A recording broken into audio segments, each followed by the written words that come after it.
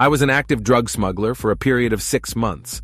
I mostly operated within the States, but from time to time I would smuggle from Mexico.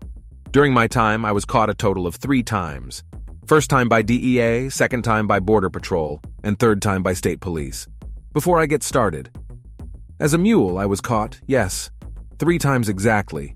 You're asking why the cartel would allow a mule to explain himself. Well, that's because I wasn't your average mule. In addition to smuggling, I also had clients/buyers/customers, whatever you want to call them.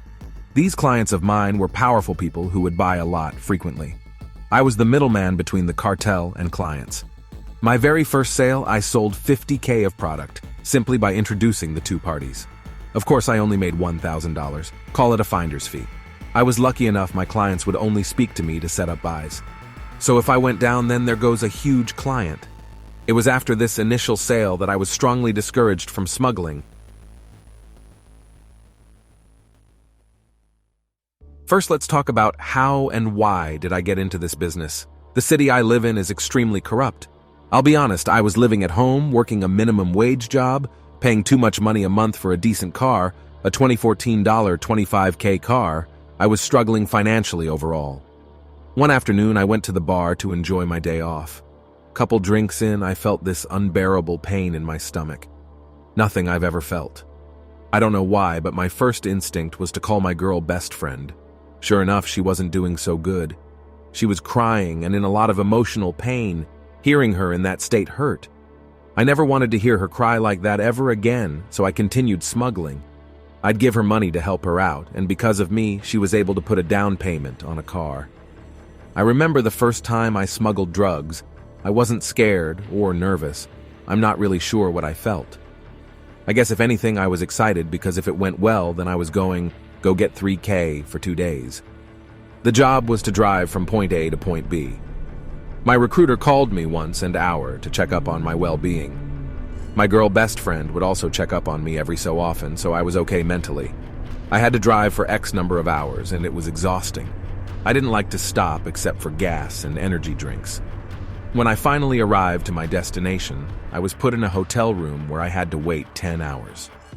This hotel was in the middle of nowhere in a different state, so there was nothing to do. When the merchandise was finally unloaded from the vehicle, I immediately drove back home. I remember feeling happy and relieved. I turned in the car and got paid. But this certain job changed everything for me. The job was to drive from point A to point B as usual. There were a total of 4 cars. 1 lead car, followed by me, a buyer behind me, and my bosses in the back. This job was delicate. This was the second time I introduced my buyers to my bosses. They had bought 2 bricks of coke, but wanted it higher up north. So basically, they were paying me to transport it farther up north. The lead car was purposely speeding in case there was any cops. They'd pull him over and not me. This was just an added precaution. I want to say a good 10 hours in, the 2 cars behind me start losing distance between me and the lead car. I call them, and they're 2 hours away. Well, fuck. I talk to the lead car, and we make the decision to go on anyways. Another 8 hours in, I pull over at a gas station and unexpectedly run into the lead car. He tells me the 2 backup cars are 4 hours away from us. He wants to go to a restaurant and wait for them, but I insist on driving forward without them. He agrees. Couple hours later, we finally arrive to our destination. Now this is where the stupid luck comes in. There's 2 hotels right next to each other. My buyer wanted me to stay at the same hotel as him. I think it was a let's have each other's back type play. I wait for him to get a room, and then I walk across the street and get a room at the other hotel. At this point, it's about 8 p.m., and I'm tired. I buy a case of beer and go to my room and wait for my boss. He arrives to the hotel around 1 a.m. Job well done, right? Not so fast, my buyers are only buying 2 bricks. The other bricks are being bought by my boss's clients. Around 9 a.m., my boss tells me he's going to go meet his clients. He tells me to stay put with the car, and as soon as he calls me to head over there with the car. 1 hour later, I still haven't received a call, so I decide to head over to the restaurant downstairs and grab a bite. One of my clients joins me, and we start talking about business. 30 minutes later, we finish, and I walk back to my room. I insert my keycard only to find it doesn't work. No big deal. I'll go to the front desk and have them give me a new one. I walk into the lobby and immediately notice a police officer and a DEA agent. The DEA agent was wearing a Kevlar vest with DEA in gold on the back of it.